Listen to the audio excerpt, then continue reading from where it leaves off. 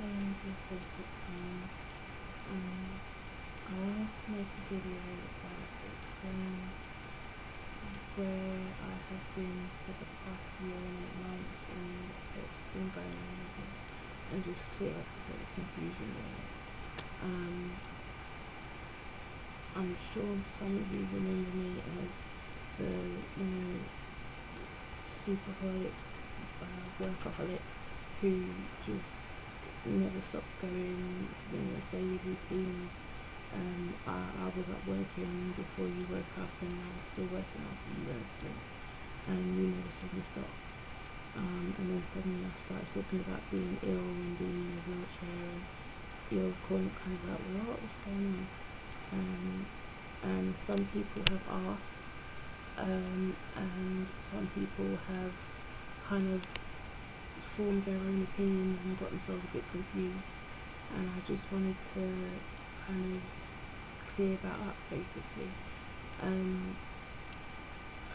Last March I went into Mayday Hospital, very weak, very sick, very just disorientated and in a lot of pain, and I saw a doctor who didn't believe what I was saying to him in terms of my dates and timeline and medication and stuff, and he stopped my main medication to control my fibromyalgia, which is a nerve disorder.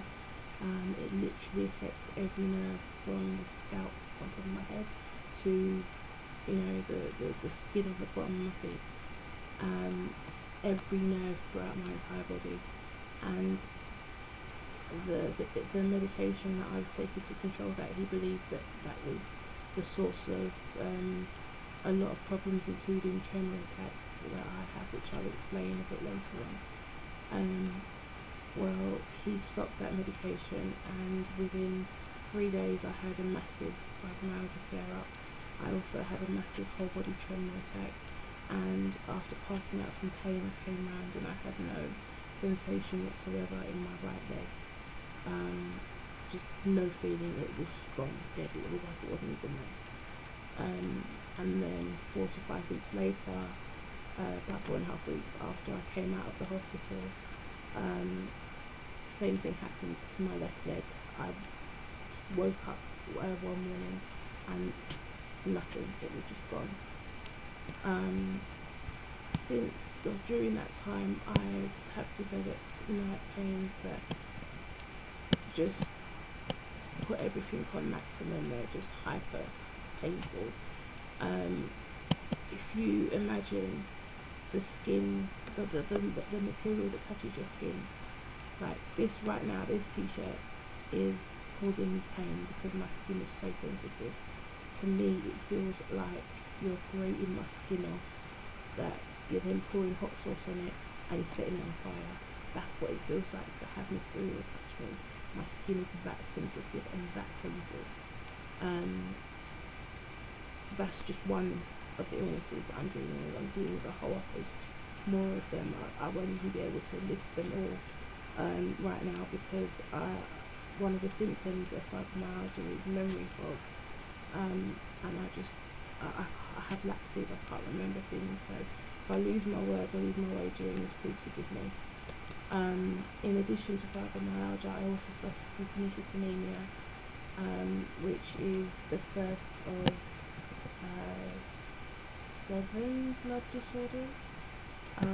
The second being MGUS, which is a precursor to early onset myeloma, which is, some of you may know, is blood cancer.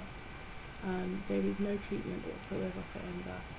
I have to just be monitored and wait for it to develop into early onset myeloma before I can be treated for it. So I basically have to just suffer with the pain that comes from the illness of MGUS. I also suffer from with a systolic heart murmur, which basically means that the flaps of my heart and one of the walls, they don't close properly. If you imagine a cupboard where one door doesn't shut properly, that's basically basically what it's like.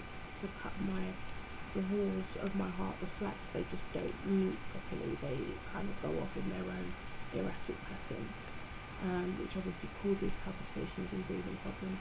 I've had that since I was a baby, and that's not really, it's been a come and go kind of situation, so that isn't exactly the worst thing I'm dealing with now, but it has been made worse by what I'm dealing with now. What else are we dealing with? I'm dealing with something called plantar fasciitis, which affects my feet. Even when I am able to stand, which is, it's a rare thing. When I'm not able to stand, it's excruciating for me. I don't even have to be putting weight on my feet.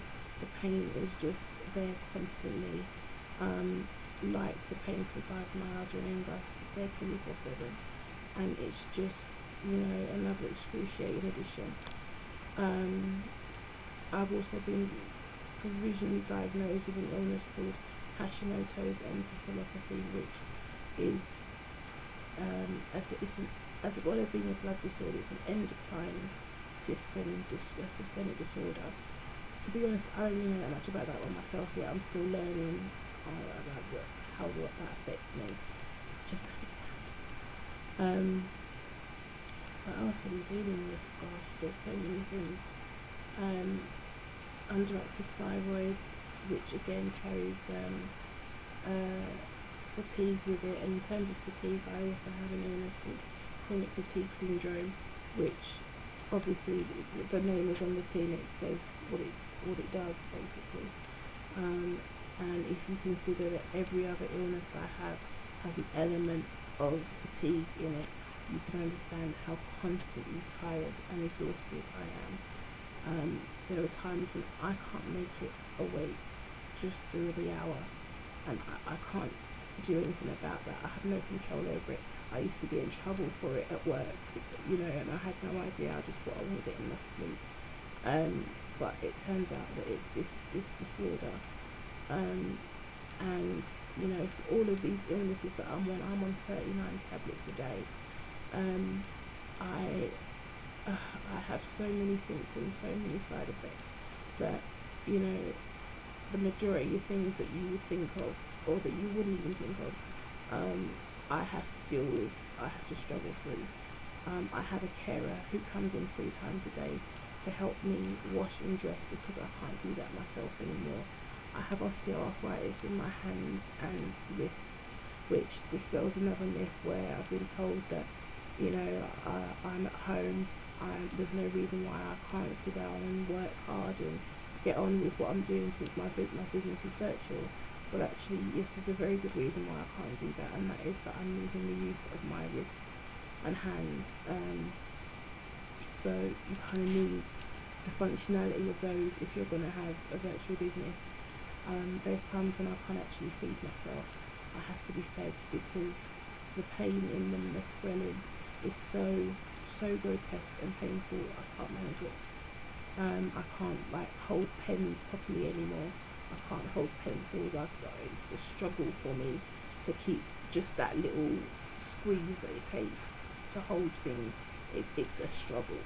That's why you see me looking like this right now, because just doing makeup, for instance, takes me so long now. It's too energy consuming. It's something I save purely for when I have to go somewhere, and that is a whole other situation as well.